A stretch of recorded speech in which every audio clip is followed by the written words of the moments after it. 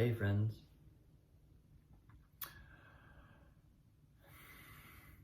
Here I am in my not so expansive New York hotel room. I'm sitting on my bed because there's no real table in this room. So I'm gonna have to do my video post from my bed. Or I'll find more interesting locations around New York to do them, perhaps. We'll see how this goes. But I'm here. It's super fun to be here. It's exciting to be back in the city after quite a bit of time. I haven't been here since the pandemic. And as it looks right now, the city's, my Uber driver on the way in was saying that the city's coming back to life. And when I look around, it looks like it's already alive. But really fun to be back and kind of reconnecting with this place and this energy. It's where I was born, after all. Should have some connection to it. And I had a chance on the flight to finally finish listening to Sadhguru's book on karma.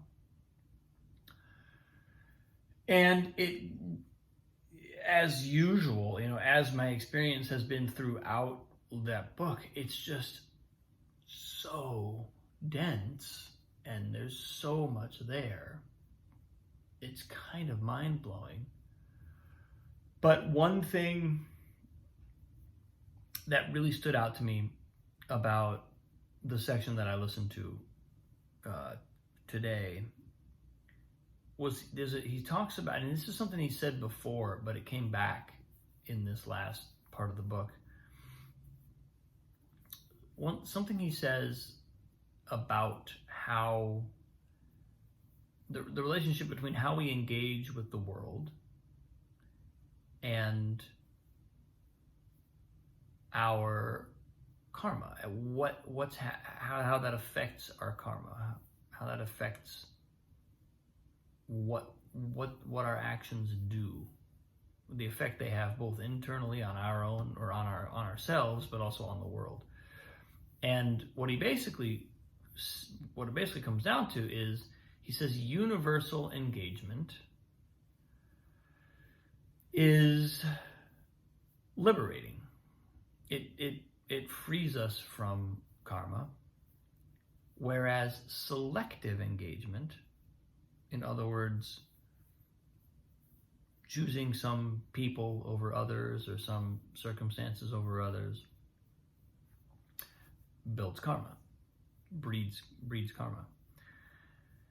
And the implication of that is kind of radical, because and the example he uses is, if you have a young daughter,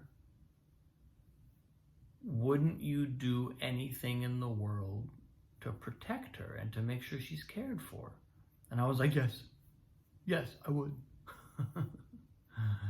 That's an experience I can speak to. But then the question is,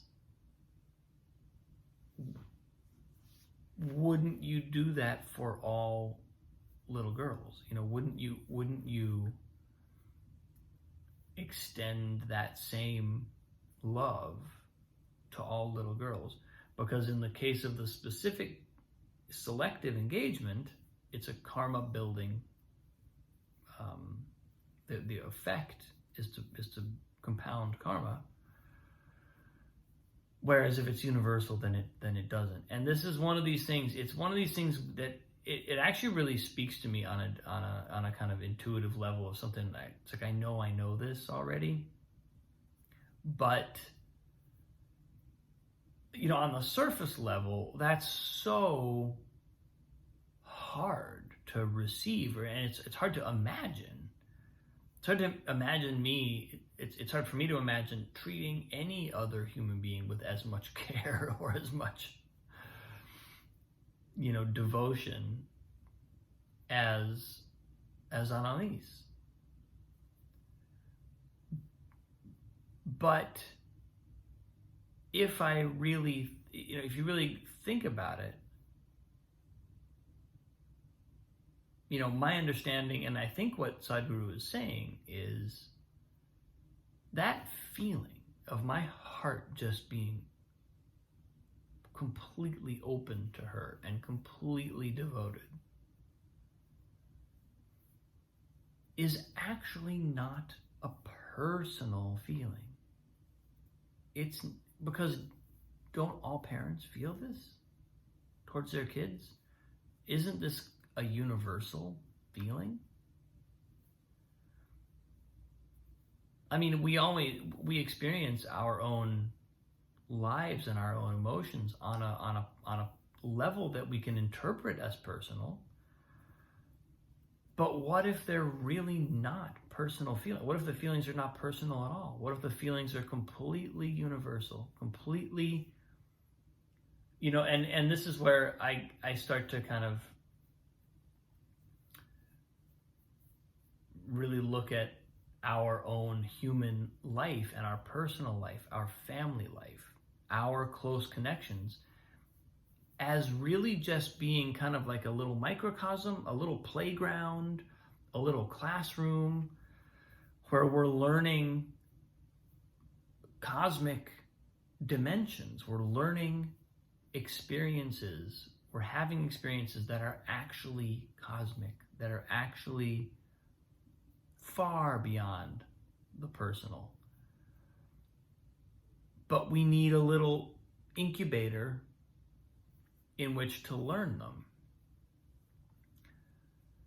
And it's not at all impossible that I could feel as much devotion or commitment to wanting to protect her and support every little girl like Annalise, every other little being that needs it. And I mean, how could, wouldn't I, it's almost like there's another level on which it's like, wouldn't I have to have kind of a hard heart not to feel that way? And and I think, Sadhguru clarifies that, and it's my understanding too. It's not that we actually have to do that forever. It's not like if I want to not build karma, I have to actually support and protect every single girl who's on Elise's age. My job is clearly to support her. She's my daughter. But my engagement, my overall, where my heart lies and how I engage with my immediate circumstances, which is really all I ever have, right? That can be universal. That's a place where I can live from a completely universal, like if I can adopt the position, the posture, the perspective that every little girl warrants that level of support and devotion, and my heart can feel compelled to give it whenever I encounter a circumstance, and I can respond to, and what the reason why I'm going down this path is because it evokes for me just a possibility of being in the world in a completely different way, where instead of, it's almost like when I feel that selective feeling, that what I would call kind of a selective engagement of like that, the way that Annalise pangs my heart and just cracks me wide open, and I want to do anything for her. Or my love for my wife, or my love for my family members, my siblings and parents, and friends and connections. Rather than feel those feelings in those instances and stop there, what if I recognized that every one of those instances is just a classroom? It's just a course in learning what that kind of love feels like, so that I can extend it universally, so that becomes my natural relationship to everyone and everything in the world. Isn't that a completely different use of every moment of my life and of every relationship in my life? If all these relationships are simply little microcosms that then create in me the possibility to relate to an aspect of the world in a completely different way, isn't that kind of an exciting way to approach relationships? That's what this does for me, the kind of hearing Sadhguru make this distinction between selective and universal engagement. It just brings me to this place of like, oh yeah, I'm not supposed to just have my experiences and then think that that's the end of the experience.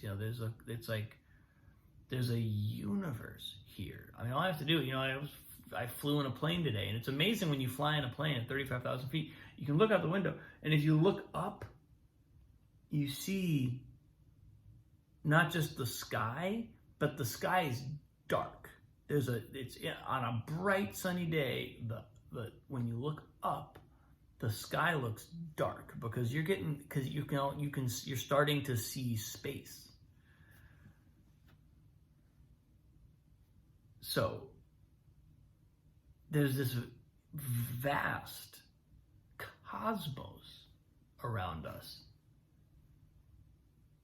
What makes me think that this single experience here is about my personal experience? How could that possibly be the case?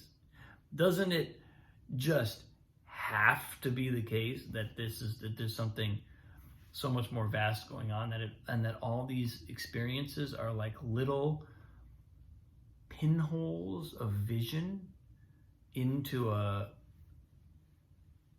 just magnificent universal field of existence and potential? And so anyway, that's what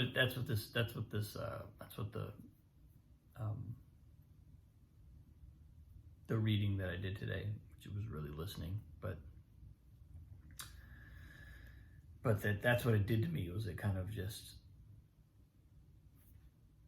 it's like it unlocked that feeling of like what an experience is. It just kind of cracked it open into being, oh, of course it's not just this. Of course it is just this, and also it's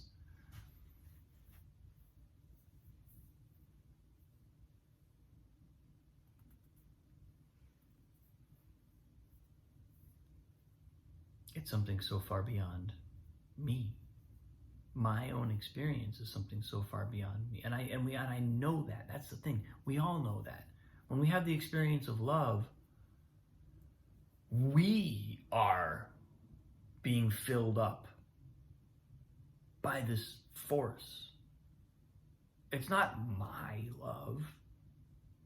I'm not feeling my love. There's something, it's like a fire hose flowing through me. So it's not a big step to take this, to go from this kind of like personal to impersonal, or personal to universal. It's not a big cognitive step. It's just, we have to kind of get that perception has to be unlocked somehow. So anyway, that's what happened to me on the flight to New York.